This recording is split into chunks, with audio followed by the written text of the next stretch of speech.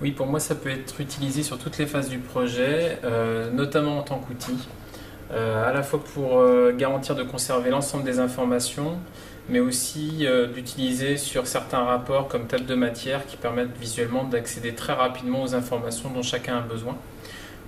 Donc sur toutes les phases d'un projet qui sont définition, planification, exécution, contrôle, pilotage et clôture, on peut l'utiliser de la manière suivante. Sur la partie définition, donc la recherche d'idées, suivant un brainstorming par exemple, pouvoir organiser les idées après un brainstorming. La prise en compte de tous les paramètres, puisque ça va permettre de créer des cartes à l'infini et autant de cartes qu'il va y avoir de participants. Ce qui fait qu'on va conserver toutes les idées de chacun et de pouvoir les exploiter quand on en aura besoin.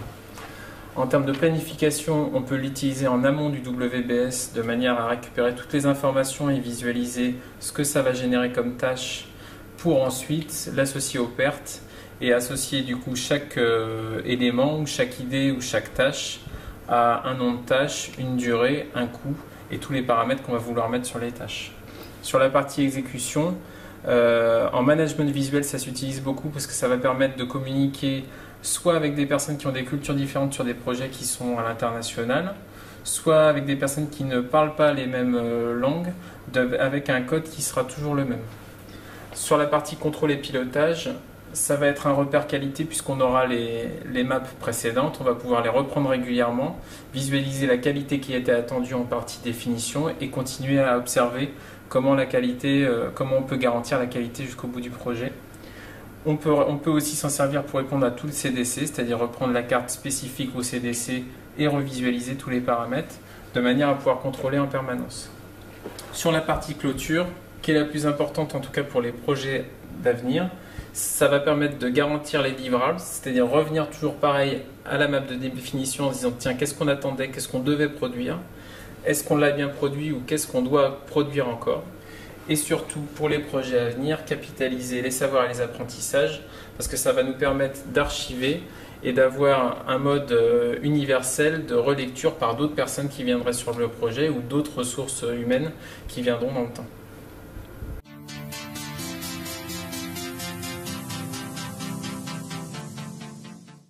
Donc il y a 3 niveaux pour moi de précaution à prendre pour le mind mapping. Le plus standard en tout cas sur la partie création et recherche de solutions, ça va être de commencer par un brouillard, c'est-à-dire qu'on va sortir toutes les idées sans autocensure, de manière à donner une chance à chaque idée, alors surtout quand on est en collectif, pour ensuite les catégoriser et enfin les prioriser.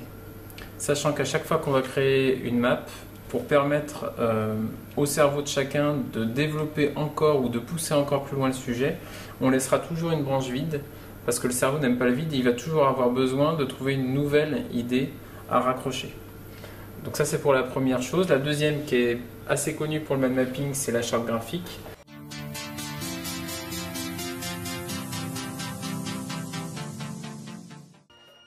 Après quand on va plus dans le projet, il y a des règles d'utilisation à mettre en place, il y a une charte, il faut vraiment que tout le monde se mette d'accord pour qu'une fois qu'on lance le projet, tout le monde puisse lire toutes les cartes au fur et à mesure. C'est vraiment un outil qui peut s'adapter à toutes les phases du projet, tous les projets. Le tout, c'est de partir avec vraiment des règles de fonctionnement dès le départ qui vont permettre justement à tout le monde de pouvoir communiquer, de s'en servir de manière très dynamique.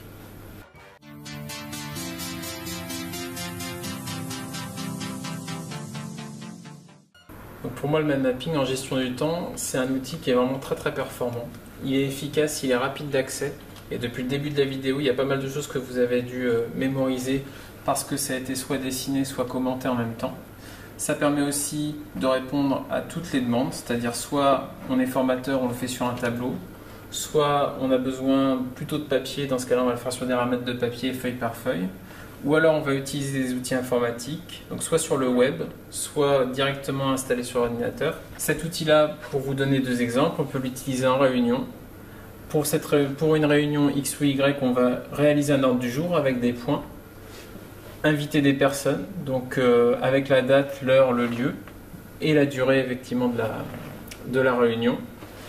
Peut-être nommer les acteurs, ce qui est intéressant en termes d'efficacité de réunion, l'animateur, le rapporteur, c'est-à-dire celui qui va noter tout ce qui est dit, Et le timer, à la fin de la réunion, le compte-rendu il est presque fait par rapport à l'ordre du jour. Il suffit de le reprendre, de reprendre chaque point, évoquer les échanges qui ont été réalisés et les actions qui ont été mises en place.